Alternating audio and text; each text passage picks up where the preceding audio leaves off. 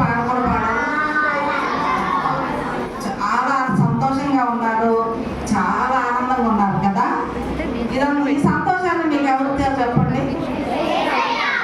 Okay, మంచి answer చెప్పారు కాబట్టి మీకు స్టోరీ చెప్పాలని నేను వచ్చాను ఇక్కడికి. మరి బైబిల్ చదువుతారు మీరంతా? నిజం చెప్పండి. ఆదికాండం నుంచి చదువుతున్నారా?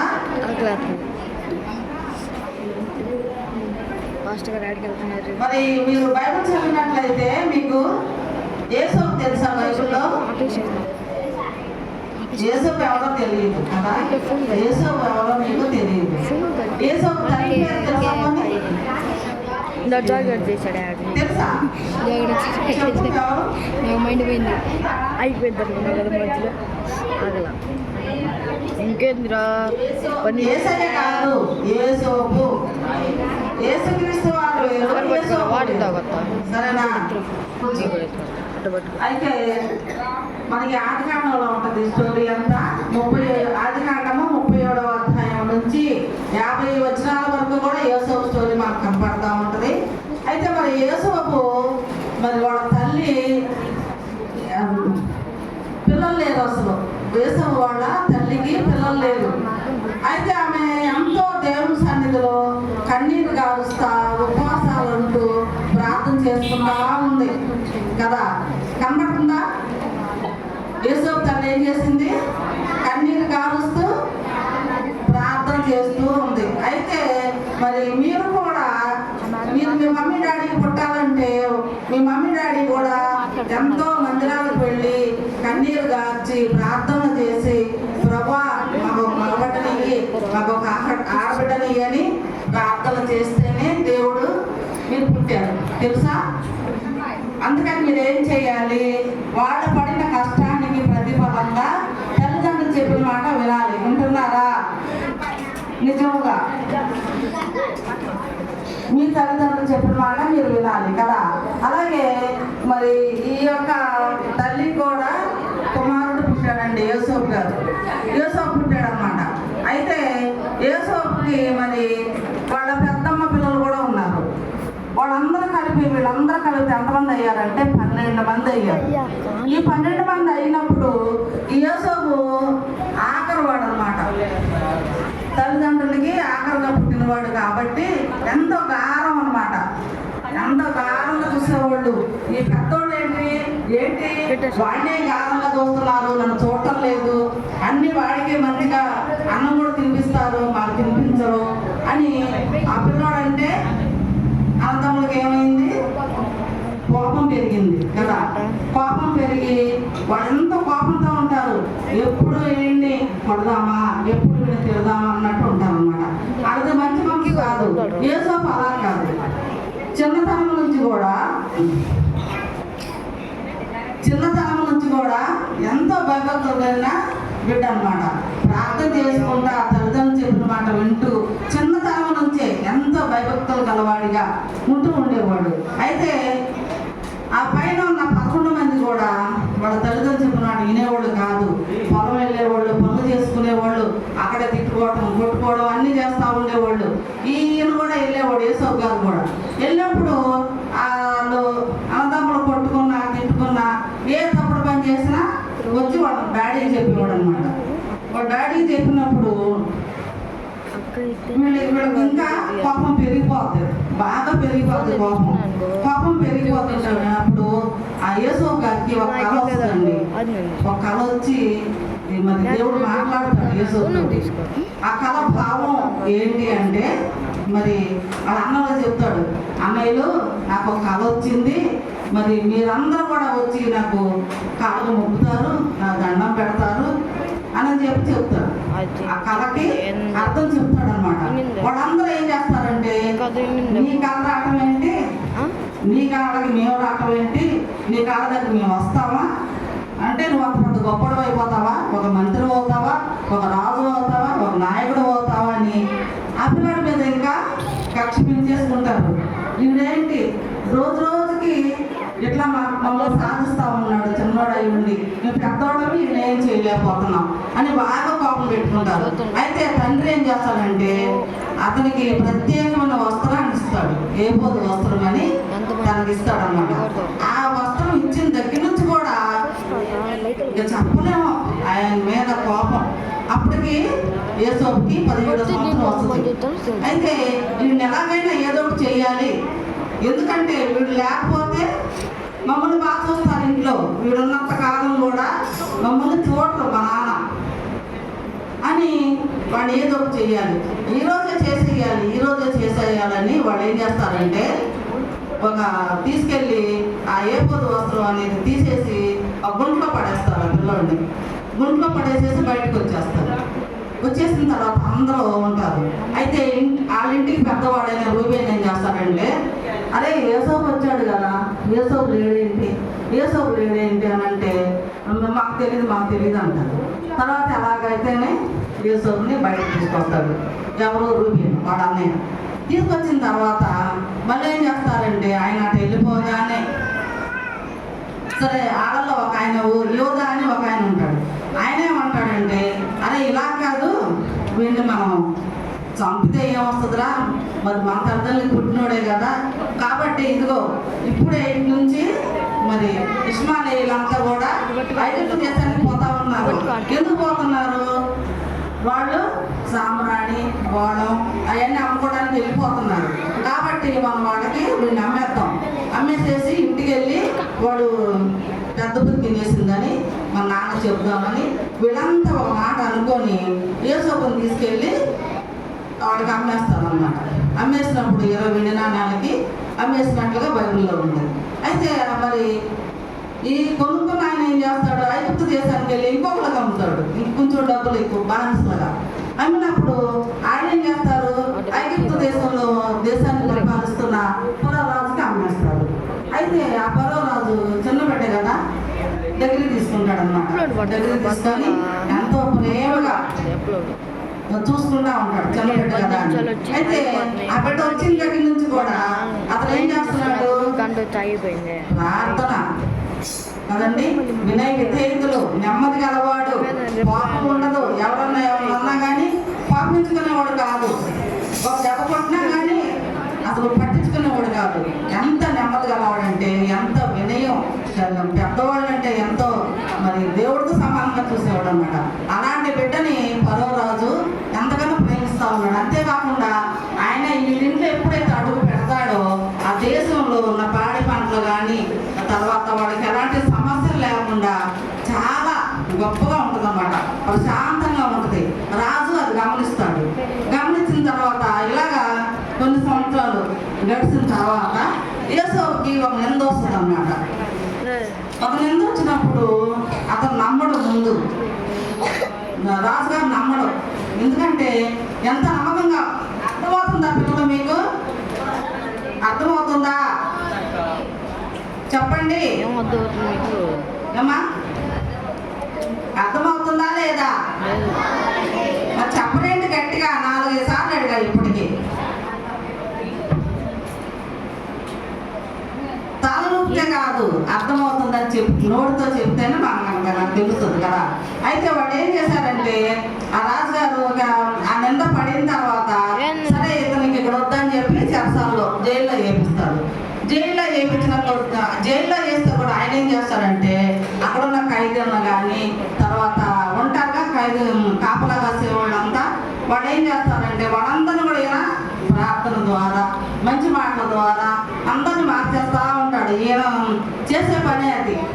అందరూ మంచిగా ఉండండి, జాగ్రత్తగా ఉండండి, తప్పులు చేయొద్దు, జాగ్రత్తగా ఉండండి అని ఎంతో మంచి మాట చెప్తా ఉంటే వాళ్ళల్లో 2 ఖైదీలకి కలలు వస్తాయండి. యేసోపుకి దేవుడు ఇచ్చిన వరం ఏంటంటే కళల్లో మాట్లాడటం, కళలకు భావం చెప్పడం. మరి కళల భావం చెప్పినందుకే కదా వాడు అనేవాళ్ళు అంత కక్ష పెట్టుకున్నారు ఆయన మీద కదా. అయితే ఒక ఆయన వచ్చేసి, అయ్యా నాకు ఈ కళ వచ్చింది, నాకు ఎందుకు భయంగా ఉందంటే, అప్పుడు యేసోపు కళభావం విని, లేదు మీకు 3 రోజులు విడుదల బయటకు వెళ్ళిపోతావు, నువ్వేం భయపడవద్దు అని చెప్తాడు. అన్న తర్వాత నిజంగానే 3 రోజుల తర్వాత బయటకు వెళ్ళిపోతాడు. సరే ఇంకొక అతను వస్తాడు. ఇంకొక అతను వచ్చి, అయ్యా నాకు ఈ కళ వచ్చిందయ్యా అంటే, ఇంకొక కొద్ది రోజుల్లో నువ్వు వృద్ధి రావు అని చెప్తాడు. అతను భయపడిపోతాడు. ముందు ఒక ఆయన కళ చెప్పాడు కదా విడుదలవుతామని, ఈసారి నన్ను గుర్తిస్తానని చెప్పాడు, భయపడతా ఉన్నాడు. నిజంగానే అతన్ని గుర్తిసేస్తాడు. ఇదిలా ఉండగా కొద్ది రోజుల తర్వాత రాజుగారికి ఒక కళ వస్తుంది. ఒక కళ వచ్చినప్పుడు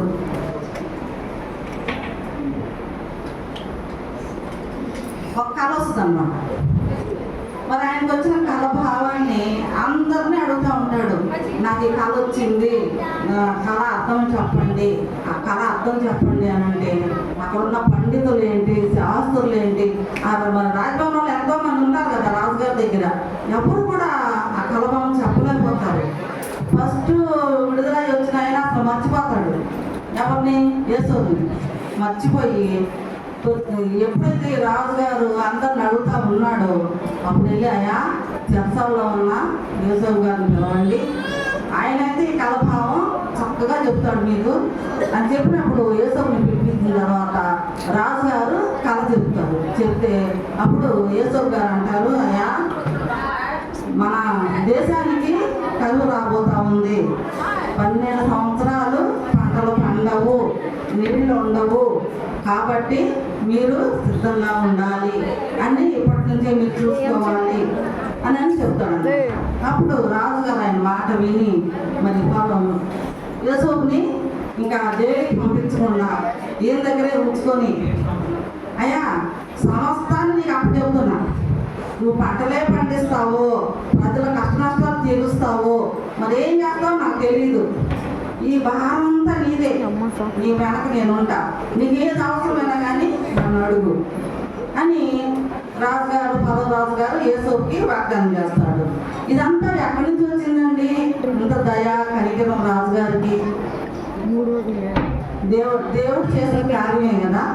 ఎందుకు దేవుడు ఆయన పట్ల అంత కార్యం చేశాడు అని అంటే ఎంతో మంచివాడు యేసోబు, ఎవరికి ఏ హాని చేయని వాడు కదా, ఎవరిని కూడా మరి దూషించిన వాడు, ఒక చెడ్డ మాటలు పలకడం కానీ కొట్టడం తిట్టడం ఏ అలవాట్లు లేనివాడు కనుక ఆయన మంచితనం ఆయనే కాపాడుతూ ఉంది. అయితే మరి ఎన్ని సంవత్సరాలుగా కరువు వస్తుందని తెలిసి పంటలు పండించి మరి ఇప్పుడు మనమైతే గోడౌన్లు అంటాం కదా, అప్పట్లో దాచేశారండి అవన్నీ కూడా. ఆ చుట్టుపక్కల దేశాలన్నీ కూడా కరువు వచ్చేసింది, ఎవరికి కూడా తినడానికి తిండి లేదు, అల్లాడిపోతున్నారు. ఈ యొక్క దేశం మాత్రం, ఐగుప్తు దేశం మాత్రం పాడి పంటలతోటి సస్యశ్యామలంగా ఎంతో సంతోషంగా ప్రజలు ఆనందంగా ఉన్నారు. ఎవరి వల్ల అట్లా ఉన్నారండి? యేసోపు చెప్పిన మరి ఆ కళ భావం గురించి ముందు జాగ్రత్తలు తీసుకొని పంటలు పండించి కదా ఎంతో మరి శ్రద్ధ తీసుకోబట్టి ఆ యొక్క ఐగుప్తు దేశం అంతా కూడా సంతోషంగా ఉన్నారు. చుట్టుపక్కల వాళ్ళంతా కూడా ఎక్కడ దొరుకుతుంది ఆహారం, ఎక్కడ దొరుకుతుందని వెతుక్కుంటా ఉన్నారు. అప్పుడు మరి ఈ యొక్క యోసేపు 11 మంది అన్నలు ఉన్నారు కదా, వాళ్ళకి తిండి లేదు, వారి భార్యలకి, వారి పిల్లలకి, వాళ్ళ నాన్నకి తిండి లేదు, అల్లాడిపోతున్నారు. అక్కడక్కడ ఎంక్వైరీ చేస్తే ఐగుప్తు దేశంలో సమృద్ధిగా పంట ఉంది, మనం అక్కడికి తెచ్చుకుందాము అని ఒక నిర్ణయానికి వస్తారనమాట. వచ్చి ఏం చేస్తారంటే వాళ్ళందరూ కూడా ఐగుప్తు దేశానికి రావడం జరుగుతుంది. మరి ఐగుప్తు దేశానికి రావడం జరిగిన తర్వాత వాళ్ళు కొనుక్కోవాలంటే ఎవరిని అడగాలి? చక్కగా చెప్పాడు బాబు. మరి యేసోపుని దగ్గరికే రావాలి. వాడు 11 మంది అన్నదమ్ములు వచ్చినప్పుడు మరి యేసోపు వాళ్ళందరినీ చూస్తాడు. చూసి ఏంటి మీరు వచ్చారు అని అంటే వాళ్ళందరూ చెప్తారు, మా దేశంలో పంట లేదు, మేమంతా కరువుతో చచ్చిపోతున్నాము, మా భార్య, మా పిల్లలు, మా తండ్రులు అందరూ కూడా మా కరువుతో చచ్చిపోతున్నామని చెప్తారనమాట. చెప్పినప్పుడు యేసేపు ఏం చేస్తాడంటే అసలు వీళ్ళందరినీ గుర్తుపడతాడు, కన్నీళ్ళు కారుస్తాడు. అంటే వాళ్ళందరినీ చూస్తాడు, అన్నదమ్ములందరినీ గుర్తుపడతాడు. అయితే పక్కకి వెళ్ళిపోయి కన్నీరు కారుస్తాడండి.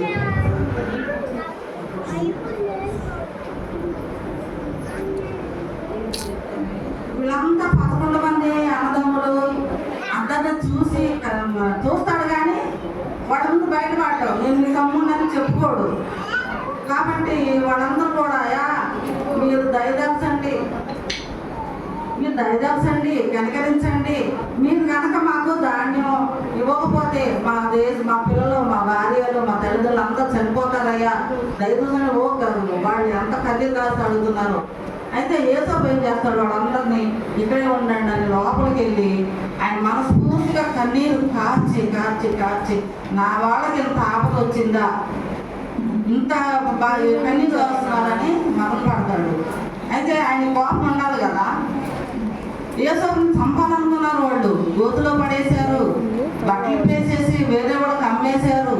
ఇంటికి వెళ్ళి తండ్రికి ఏం చెప్పారు, నీ కొడుకు చచ్చిపోయాడు, ఇదిగో నీ వస్త్రం అని చెప్పి తండ్రికి ఇస్తే తండ్రి ఎంతకాలమో ఏడుస్తాడు. మరి అలా చేసిన వాళ్ళ మీద మరి ఆయనకి కోపం ఉండాలా వద్దా? మీరైతే ఏం చేస్తారు చెప్పండి? మీకు ఉంటుందా కోపం? ఇక నుంచి మీరు కూడా కోపడవాలండి. మీ ఇంట్లో అక్కచెల్లెళ్ళు అన్నదమ్ములు కొట్టుకోవడం, తిట్టుకోవడం, నిల్లుకోవడం చేయబాకండి, సరేనా?